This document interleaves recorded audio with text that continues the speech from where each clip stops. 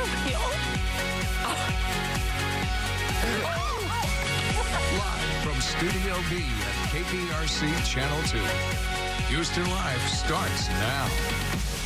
Hi, everybody, and welcome to Houston Life on this Tuesday, October 6th. We are so glad to have you with us today. That is right. We are glad we are here. Y'all are here.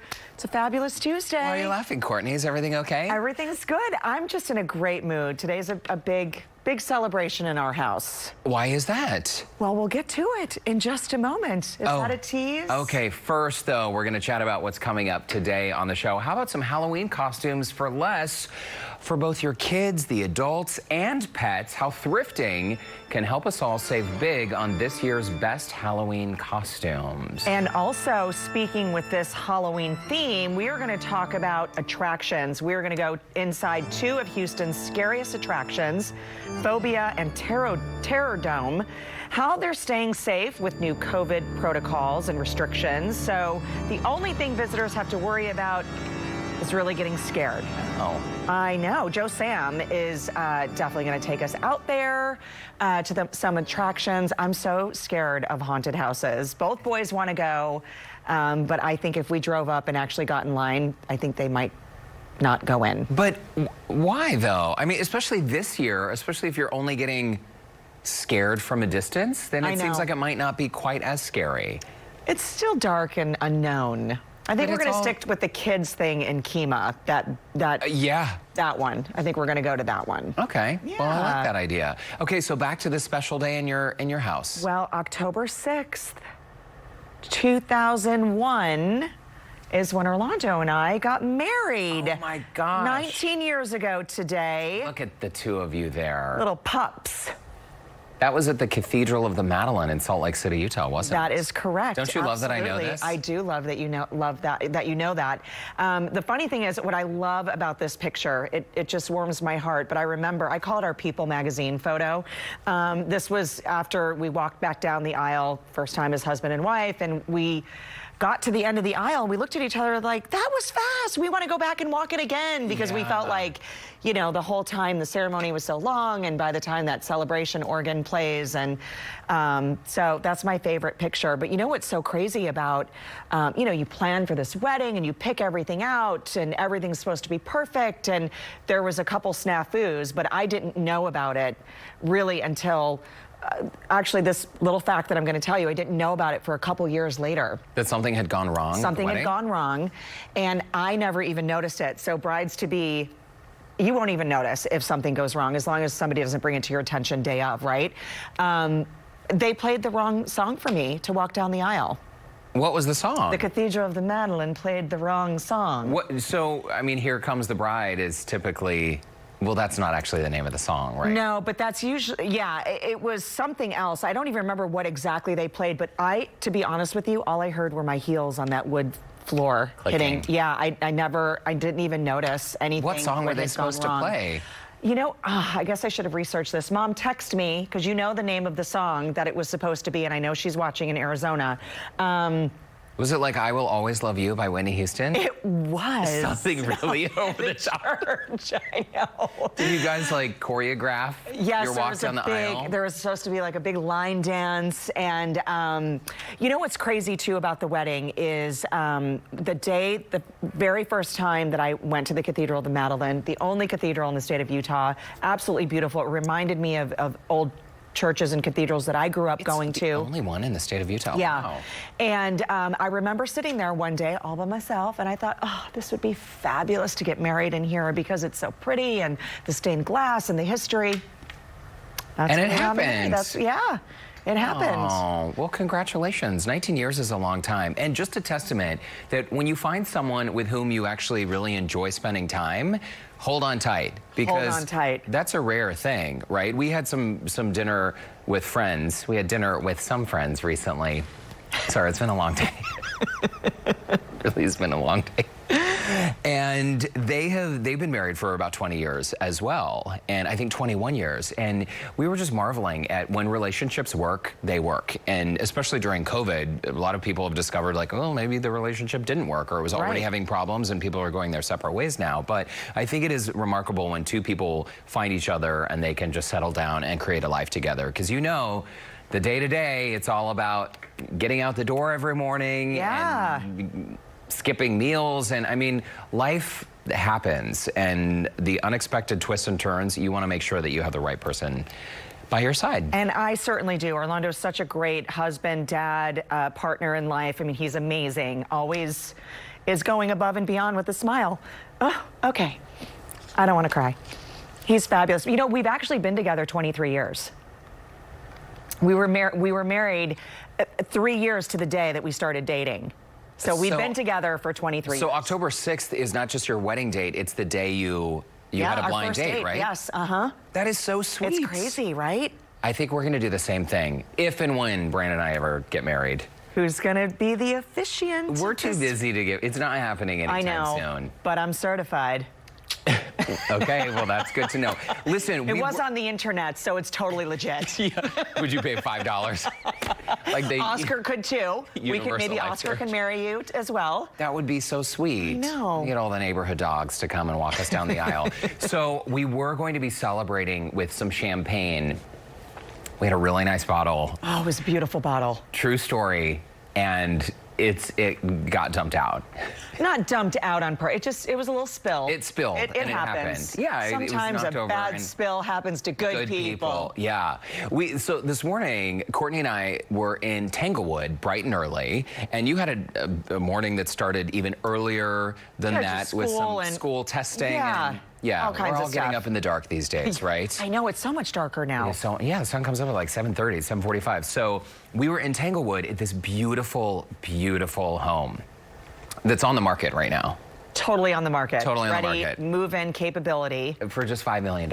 I mean. So no biggie, right? But we are doing a Houston Life real estate special, which will air in a couple weeks on Saturday, October 17th at 6:30 p.m.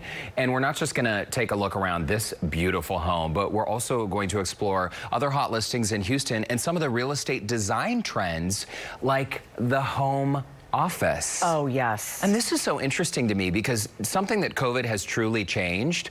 People, if you're moving into a new house, you usually have your wish list. Like, oh, we gotta have this, we gotta have that. How often was the home office on the list? For most people, and I think, not much. And I think, honestly, that home office, maybe that was just sort of an afterthought, or maybe you had one in the house that you moved into and you changed into something else, you know, workout room or whatever, or even a spare bedroom, right? Yeah. Or a guest bedroom or something like that. But now you can't live without it. Yeah, especially if you're living in a home with more than one adult who is working from home. I mean, if you have a couple people working from home, people are looking for homes with spare bedrooms and an office space, because how many times have you been on a Zoom call and there's a lot going on in the background? Kids and pets and spouses. And you know, what's funny is sometimes Orlando and I will be on a call together. You know, he has his headset, I have mine, and then the kids are, you know, and I'll start talking or something and I see him kind of motioning behind, like, I'm like, the dog's barking, and I'll say,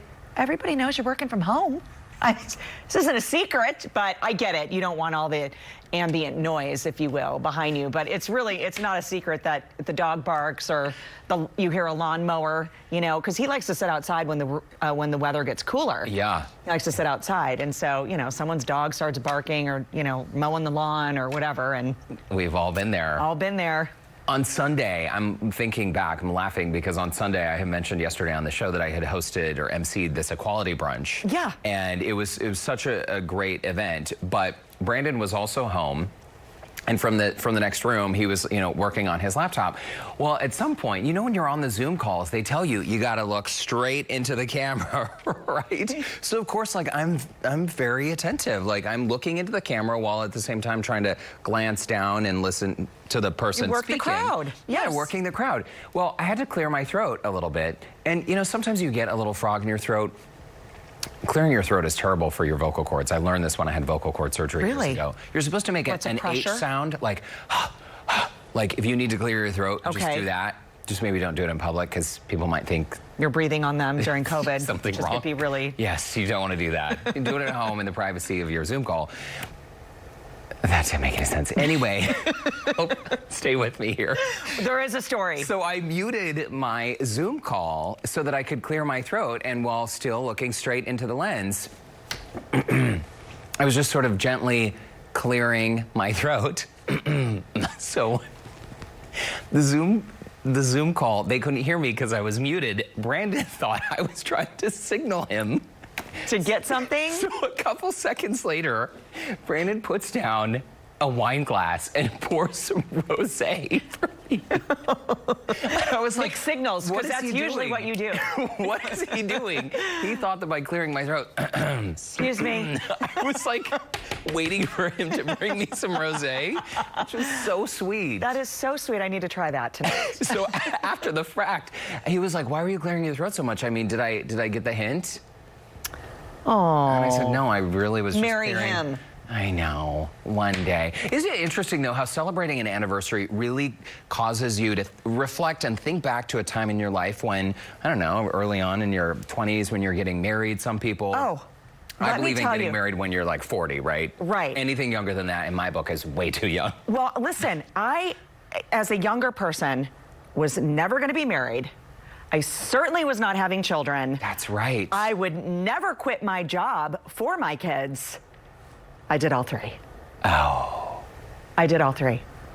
So if I could have fast forwarded and said, well, pay attention, girlfriend, because your life is not how you're planning it right now. Completely. But Yeah. that's like the beauty about life, that it doesn't unfold the way we all plan. Absolutely. And I remember in my early 20s feeling like I really had my life together. Like, oh my gosh, yeah, like things are together. And this is, I actually took offense when older people would say like, oh, you're in your 20s, you don't know. I don't think it's that when you're younger, you don't know. I just think your priorities shift. You know, what's important to you and how you spend your time and money completely evolves, or at least for me, right. It has. No, I totally agree with that. And, you know, I think sometimes as a younger person, we're told, well, this is your life. This is what you're expected to do. Oh, yeah. And so that's how we go through life until we sort of have a shift, some of us, right? And think, well, that's not really what I want to do.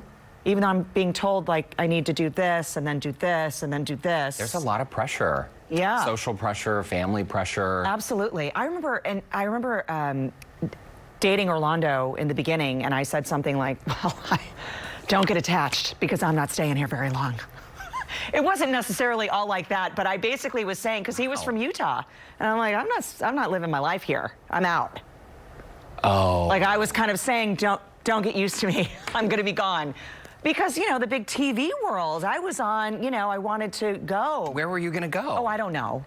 But and it turns that out was a stop for me. But you lived and worked in Salt Lake for 6 years. I did, yeah, and I never thought I would sign a second contract there. So it was just, you never know. You never know. Life happens. I know. Well, this whole conversation sort of inspired us to ask our viewers, if you follow Houston Life on Facebook, we want to know, what advice would you give to your teenage self? So the you now, if you could talk to yourself when you were younger, in high school maybe, what advice would you give? And this was also inspired by a BuzzFeed article that's been trending. And I think it's a really poignant conversation to have, because not only does it help us reflect on things that we've experienced in our lives, but I think if you have young people in your life, grandchildren, nieces, nephews, kids, it's important to sort of talk them through the bumps in the road. Because I think oftentimes adults make the mistake of thinking like, oh, young people today, like they have it easy. It's so much easier now. I mean, they have role models on the internet and all of this. No, it's when you look at like depression rates, and young people go through a lot, right? Absolutely. So I think having these conversations with those young people in our lives is such an important thing we could all do. It really is. And I remember growing up too and thinking, my mom doesn't know anything. She don't know how I feel. You know, you kind of think your parents have never been young when you're a child and you're a teenager and think, oh, my parents aren't cool. You know, you kind of think they have no idea what I'm going through. Yeah. And then there was that moment. I apologized to my mom all the time for the years of 13 to 21, because I had the revelation at 21 where I realized she is a real human being. She has experienced life. And her life. She knows exactly what she's talking about. Well, her life didn't begin the moment you arrived either. She's had this whole lifetime of experiences. Right. Right. It's very interesting. But, you know, Connor's going to be 13. And so you kind of have those conversations of, I know how you feel, or I know what's happening. And, you know, they eye roll you. And because when you're 13, I mean, your parents. You are like ruling the 100, world. Right? Yes. We have gotten some viewer comments so far, and this first one is coming in. Don't get married at 17. Oh, wow, way too young to know what you really want in life. Yes, that is. And Emily says, dump him. That is great advice. Get out of a bad situation. Yes, and then Denise says, stay single as long as you can. Oh my gosh. Guys, this is, I think we're all sort of speaking the same language today. I have a lot of friends. I graduated high school in 1999, and I had friends who married my senior year or even immediately after in that following year. And so I have friends my age with kids already in college, which is kind of a trip, right? Yeah. I also know. have many friends who are sadly divorced, like in their late 20s, and now like rethinking their whole lives. Everyone has a different journey, you know. Sure, and I think we have another comment too from our question, and this is from Janine, and says, it's not that important, and you won't even remember this when you're sliding into 50. Oh. That's great advice, because it is, there's so much that's happening, and I feel as a young person sometimes, you know, you remember those end of the world moments, you know, and those are pivotal moments in a young person's life. In your life, you could probably go back and remember some of these things. You know, my mom ruined my life 100 times, so I thought, right? Really? My mom used to listen in on phone calls when girls would call my house. And then, you guys know my mom is amazing, right? And so sweet. But she would even respond sometimes. She'd be like, wait, who is this? Stephanie? Yeah, when I was your age, I didn't have to call boys. They called me. Oh. Mic drop. My mom, can you imagine? Good. Because she didn't want me being chased down by girls. Yeah. Yeah, well, it wouldn't have happened anyway, Mom. Some of these responses on this BuzzFeed article, though, I think are so good. Let's read through some of them. So here's some of the responses to the question about adults. What is something every teenager needs to know? Okay. Take notes, because some of these I think are really good. When someone says you can't do something in your life, it means that they couldn't do it. Exactly. Not that you can't. That is so true. Such great advice. And it's okay to say to no one, I'm sorry, failing is okay. It's not. We have to learn from our mistakes, right? Yeah. Well, failing is not just okay. I think it's critical. It is. Yeah, it's part of like who you are. Yeah, through failure, you learn. It's okay to say no to anyone. I think that's really good too. I mean, saying no is something that I'm still learning how to do. We've talked about that. Sometimes it's really hard to say no. It's a little easier during COVID. Blanket no. Oh, yes. We don't do anything in COVID. I'm not doing anything. When you make a mistake, own up to it. People are more willing to help you if you admit it. And honestly, people don't even remember it if you own up to it. It's those that don't. Yeah. It's sort of the white elephant in the room, not acknowledging the fault or not being willing to move past it, right? Well, I think it's a sign of strength to say the phrase, I don't know. In fact, the best bosses I have ever had have been the ones to say, like, I don't know. I don't know. What do you think? Like, how can we navigate this situation together? Right. And I think that applies whether you're in a workplace or you're in a relationship. It's okay to say, I don't know, or I messed up. Or here, you know, I maybe fell down this time, but I'm going to try to do better. Right. Admitting the mistake, I think, is a very mature thing to do. A lot of people don't want to say, I'm sorry. Those words, I'm sorry, are very difficult to say for some. Yeah. If you can start trying to save money now, you will definitely thank yourself later on. That is so true. Compound interest. Absolutely. And something my friend Lewis always told me is listen to that little voice in the back of your head. I mean, some people call it, I don't know, the little cricket on your shoulder or your conscience. Intuition. Intuition. Yeah. And I think it's, if you have to talk yourself into something, that's maybe when you know you need to course correct. And there have been so many times in my life when I've just thought, wow, what have I done? Rethinking my life choices, right? Whether it's a bad relationship, but the only way you can course correct and find your destiny is if you listen to that little voice in the back of your head. Absolutely. Well said. Well said. Okay, so Fun stuff coming up on the show today. Yeah. After the break, how to stretch your dollar this Halloween by thrifting. We've got some costume ideas for everyone in your family, including your pets. Oh, That's wow. next.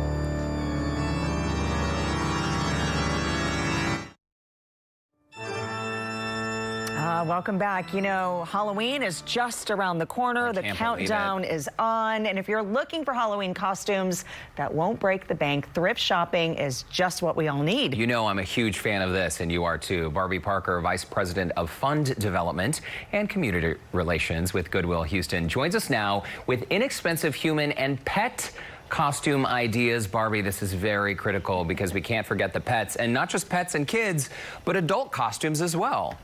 Exactly. Hey guys, good to see you. You're right, Derek. We have costumes for everybody. You know, you can come in, and whether you're wanting to be a cowboy and you find the perfect cowboy hat at Goodwill, it's great. We have costumes that are packaged as well that people have donated. We have our lookbook, so you can come in and, you know, get some ideas of what you would like to be for Halloween, and then our employees are happy to help you find the items to complete the perfect Halloween costume for you guys. That's such a great idea. It really is, to piece together things maybe that you can find in store, jog your memory of things that you have at home as well. What I love too, Barbie, is that you really focus on, as we said in the intro here, family costumes. And let's talk about that because people want one-stop shopping. Exactly, yes. So first, you know, normally we would do an in-studio fashion show, but we make things work. So our first family is our Freeze family, and they are the Anchorman. So we have Ron Burgundy and Veronica Corningstone. Yes. This is Jim Freeze. He's our VP of Donated Goods Retail. So he sent this to us from last year. So his suit, Ron Burgundy's suit, was $19.99. And you know, if you found that in a Halloween store, it would probably be about $100 or more. Oh, yeah. And then we have Veronica Corningstone, and her jacket was $9.99, her skirt was $5.99, and her boots were $7.99. So she got this total look for a total of $24. And then they're cute little kids, a pumpkin, a green ninja, and Thomas the Train. Those ranged from $2 to $5. That's so awesome. I mean, amazing prices. And so it does look professional and put together. I mean, the thing about Halloween costumes is you wear them once, you know? It's so expensive. And so why spend all the money on one costume when you can literally get the whole family covered? Let's talk about some additional kids costumes, because this year, you know, 'tis the season to save in 2020 during COVID, and you guys have costumes for just a few bucks. We do. So we have our next model is Aiden, and he's in a Minecraft costume, and he got this just for $3, which is amazing. And like you said, Derek, you only wear it once. So when you are done with Halloween, donate it back to us so someone else can borrow it or buy it for next year. Yeah. Absolutely. We do that all the time. You know, we keep them and then donate even some of our decorations and things like that too. It's great. And I love this next one. We have another family photo to get to, and this is really cute and clever. Yes, so we have our Hawaiian dancers, and this is the Ybarra family, Alana, Lori, and Courtney. And I mean, their leis are $1. They got it at Goodwill. Their shirts are $3, and their shorts are $3. So they got their total Hawaiian look for just $7, and so fun. And this is another family of one of our employees who is our vice president of human resources. Sorry. Well, they look great, and one thing I really love about this costume is it's fun and it's not restrictive. You know, sometimes some of the costumes are just a little too much. They look comfortable and like they're ready to party. All right, Barbie, you know we're gonna love this next one, because a couple years ago, right here on Houston Life, we all were the Addams Family. Oh, that's awesome. I didn't know that. So fun. So yes, we have Terry and Scott Ramsey, and his Gomez suit was $19.99, and her Morticia dress was $7.99, and they pulled this look off just amazing. They look so good. I even like his mustache. Looks fabulous. Yeah. Okay, so Barbie, we have Oscar. We got him in February, and so this has been a very big conversation in our house. Like, what's he going to be for Halloween? What's he going to be for Halloween? And I love that you guys offer pet costumes. We do. Like I say, you can find something for any member of your family, including your pets. So here we have little Millie, and she is a little poodle in a poodle skirt. And this is actually my little fur baby, and she's 8 years old. And for 8 years, guys, I've been looking. I've had this vision of a poodle in a poodle skirt, and I have not been able to find it. And lo and behold, my own organization, Goodwill Houston, had it for just $1.99. I was so excited. So yes, I actually was looking for a prize for Tex and was unable to find something in his size. I was going to send it over, but maybe next year. I'll have a full year to look for him for next year. Well, and here's the thing. You got to stop in because things are constantly getting put out on the shelves, and you never know what you're going to find day to day. Yes, exactly. If you find something that day, make sure you grab it because it won't be there the next day. Like we always say, a treasure hunt for sure. And Barbie, we are out of time, but before we let you go, I just think the importance of shopping in a place where you're actually giving back to the community, that is what you guys are known for doing. Exactly. So when you shop and donate to Goodwill Houston, you are helping change lives through the power of work. Our mission is to provide free education, job training, and job opportunities to people with barriers to employment. Okay, Barbie Parker, thanks so much. And in addition to costumes, there's always Halloween decor if you're not going out to trick or treat, so check them out. Barbie, thanks so much. Thank you. And if you would like more information about Goodwill Houston, you can call 713-692-6221, or you can visit their website, goodwillhouston.org. And speaking of Halloween, still to come on today's show, we're taking you inside 2 haunted houses, how they're staying safe with some new COVID protocols. We'll be right back.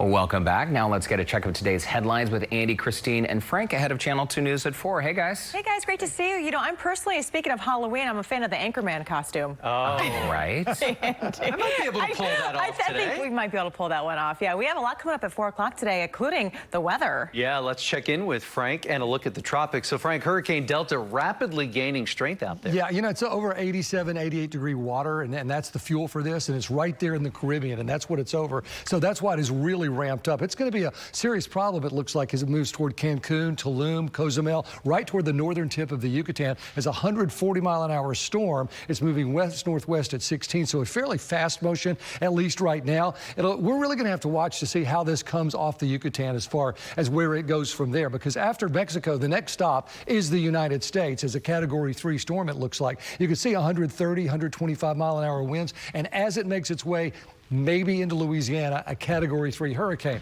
So that's the forecast right now. You can see that line and you can see that forecast cone. You'll have to notice that parts of Texas are in this, and I wouldn't be surprised in the 4 o'clock update if more of Texas was not in this. The European model and the Canadian model really like the western track, especially toward Lake Charles. So we'll talk about that at 4. We'll look at the Euro versus the American models, what's directing Delta and Delta's coastal impacts for us, because even if we don't take a direct hit, just like with Laura, we're going to see some effects. In the meantime, enjoy today right there in the 80s, 86, 87. It's going to be really a beautiful afternoon. It already is, and on into the evening. We'll talk about all of it, including another front next week. Christine? All right, sounds good, Frank. Thank you. And hey, some interesting news about marijuana we're going to be talking about and how it impacts the body. New information reveals what it does to your ability to tolerate pain during surgical procedures. Plus, we already know many people are working from home during this pandemic. Sometimes staying focused is a challenge for some folks. We'll show you a new online tool to help you stay laser focused. See how it works coming up at 4. And our Facebook question of the day, what is your favorite Halloween candy?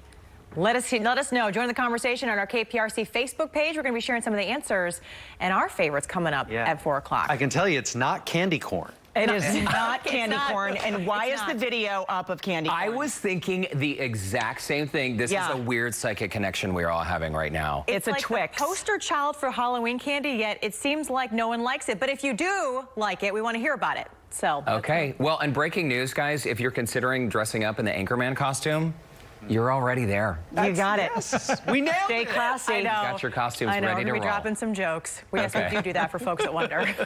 See you guys at 4. Scotch. Stay classy, Houston. Coming up next, we're going to share benefits of medically managed weight loss and how it can positively affect your overall health. That's next.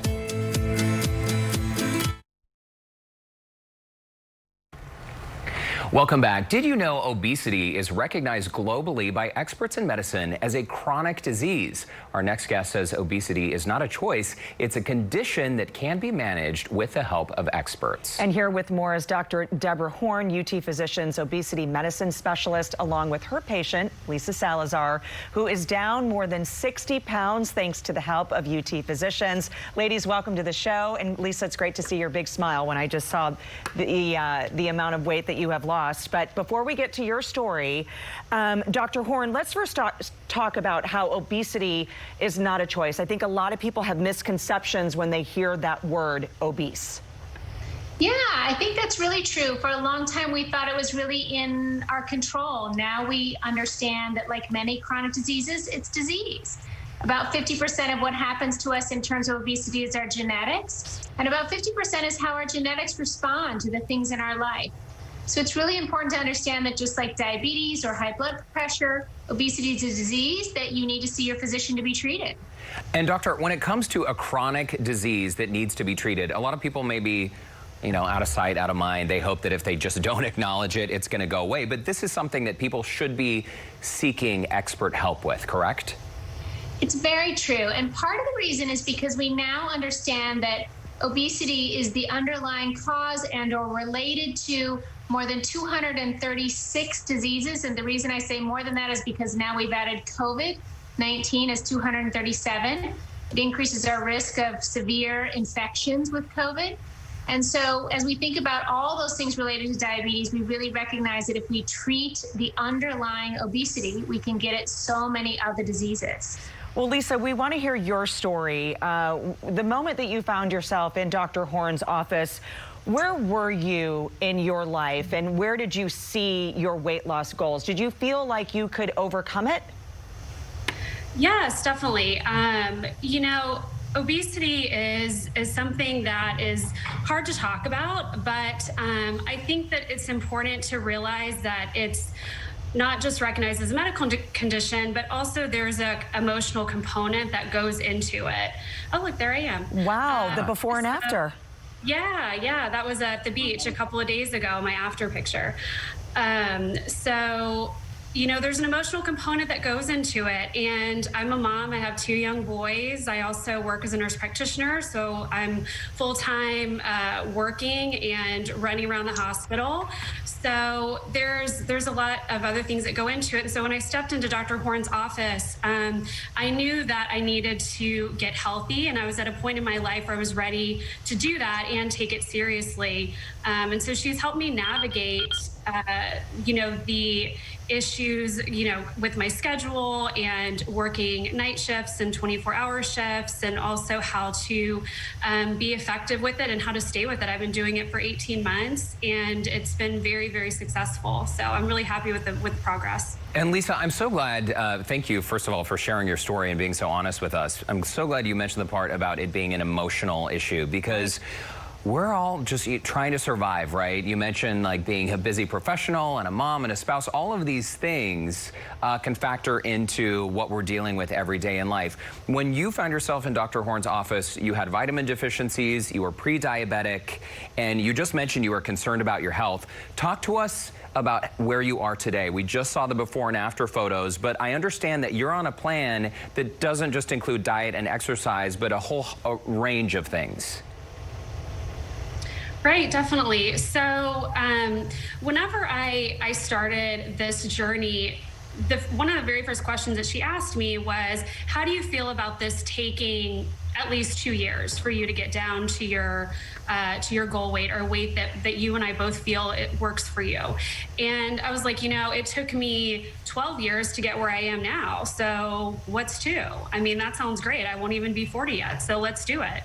And just like her positivity and support has really been instrumental in me being successful. And so I had my lab work done about a month and a half ago, and I'm actually, as Dr. Horn put it, a cardiologist's dream right now with my cholesterol numbers, and my A1C has come down, so I'm no longer in the pre-diabetic categories anymore, which feels great. You know, that in itself you know, just feels amazing to really have put in the effort and then to see it reflected in the numbers.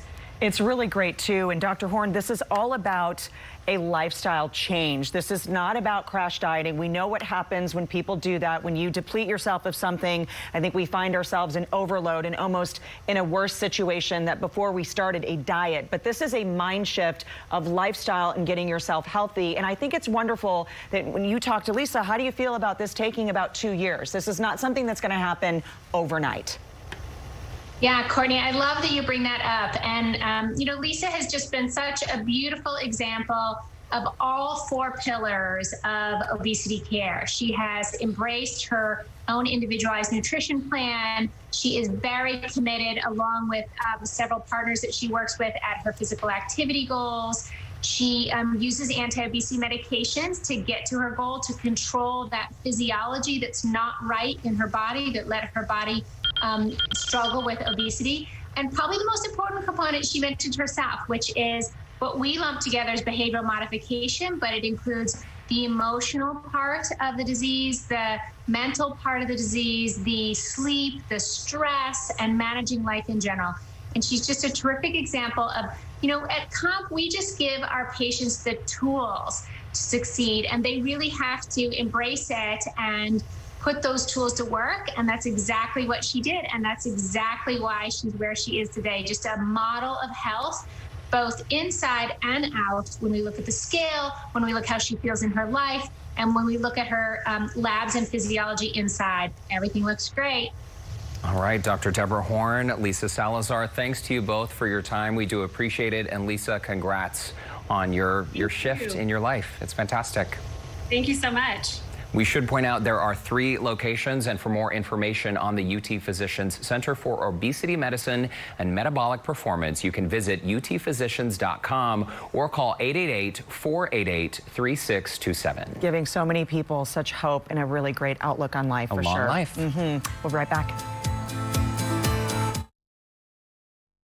Welcome back to Houston Life. During the break, we were just looking at Instagram, and something trending that is new to me, I hadn't seen this before, holiday Christmas trees in the fall. So the idea is you put them up now and decorate them now, and then you just add more like fall items to it, right? Yeah. Okay, I mean, so you the could add tree is whatever. up. You could add Halloween stuff, and then for Thanksgiving you could do. There's one that I'm seeing here that's basically a flocked tree. So it's white, but it has all these sunflowers and acorns, I guess, on it. It's just kind of look funny. Now I have PTSD from growing up, and we would leave the tree up until March. March? That's awesome. My mom still leaves her Easter tree up till March. Sorry, Mom, I'm spreading your business online. Send us your pictures, though. If you do have a fall holiday tree or Hanukkah bush, however you celebrate, please let us know, because we'd love to be inspired/horrified. Okay, so I have these little small Halloween trees, but they look, you know, they're black and they have, you know, nothing on them. They just kind of look like twigs, basically. I have little Halloween ornaments that I hang on them, but I take it down because they're black and they're not, but they're all pumpkins and Snoopy and dressed up as little costumes. I love Snoopy. He makes me smile. Yeah. Me too. Well, that's great. You could just leave up that tree then year-round, and you could swap out the decor. We used to have these little Easter trees, and so my mom would have these wooden trees out, and she would hang little Easter eggs on them. Yeah, I have one of those too. You do? Yeah. Am I making you itch just thinking about all the just stuff? like a very empty house. I remember, speaking of adulting, buying my first house and moving in and thinking like, I would shop the sale rack at Pottery Barn and be like, oh wow. I need to fill. I need linen Halloween placemats and napkins. Yes. And so a couple years later, when I had collected all of this seasonal junk essentially that I had to get rid of, now we're just, I don't know, we're downsizing. We're downsizing. Are you? Yeah. Oh, okay. You mean downsizing material? Material. Okay. Things, tchotchkes. We're getting rid of stuff. Yes. Yes. Okay. Okay, well, that was nice. I'm all about more is more. You should take a picture of your Snoopy tree and show us. I will. It's super cute. I bet it's really amazing. Like it. I know. I'm making you itch, right? No, Thinking of all no. the clutter. I love that for you. For you. It's a backhanded compliment. No, After the break, our very own horror fanatic Joe Sam is taking us to 2 of Houston's haunted attractions as they open for one scary season.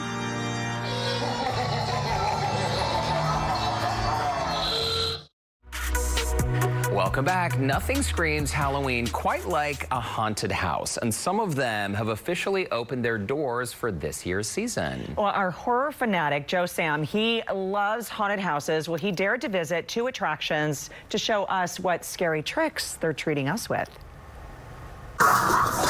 It's my favorite time of the year, Halloween. And owner of Phobia Haunted Houses, Boom Boom, is open for frights and says this year will leave people screaming for more. We have a small crew that worked all year long, updating and making all the existing attractions. We have 8 separate attractions that are all uniquely themed. And we have a few people that worked all year long, updating and making everything better. We have unique animatronics. Animatronics, actors, and props kept their 6 feet distance from visitors as new safety protocols were put in place. But that didn't keep people from getting the thrill they were searching for. What is it about these scary attractions that make you want to do this every single year? I have been involved with this since I was 16. I've always loved Halloween. I don't know what it is about it. It's also like an out-of-body experience being in a character. We already hear the screaming, booming, and bouncing back there. I have to get changed now because I can't go on those fights and not look like this when we get out there. So I have to get into costume too. Are we ready? I'm ready! We're ready! All right, let's do it! Yo! Woo!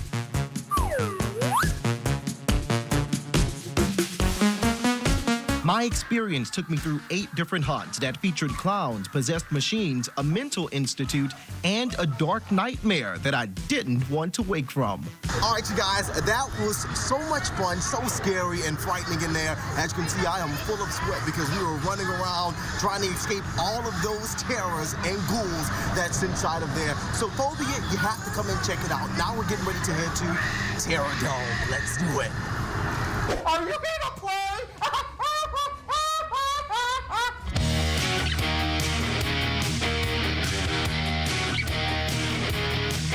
Well, whatever you fear, you're gonna find here. We got 3D, we got voodoo priestess, we got chainsaws, and oh boy, we got some clowns, man. Let me tell you, we got some clowns. We got the sacrifice room, and don't forget this new this year, we got the soul sucker. But if you already sold your soul to the demons inside, there were plenty of creepy carnival games outside to continue giving you the chills. We got Cranium Catch, which is a carnival type game where you're gonna toss brains in the cranium of zombies.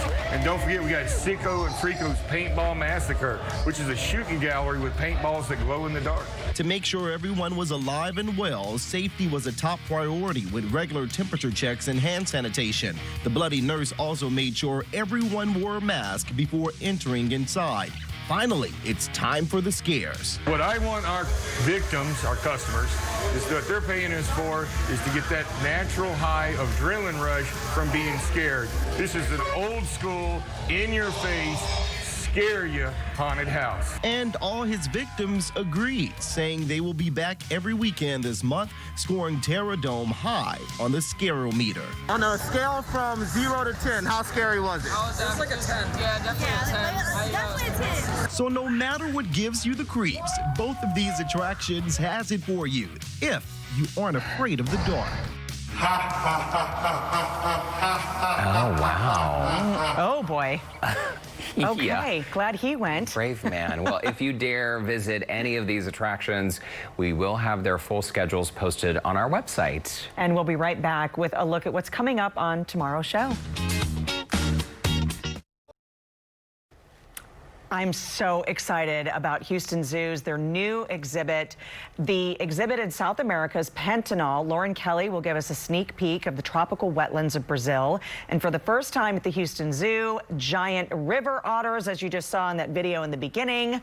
Oh my word, they are cute. Yes, and you know, fall season is my favorite time to visit the zoo. Go check it out.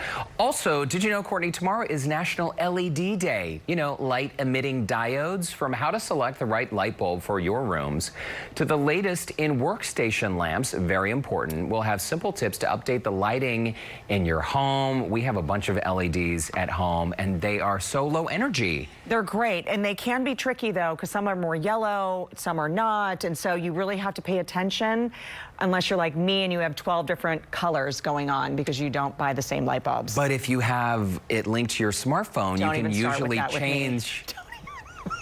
You know me, I cannot have anything connected to my phone.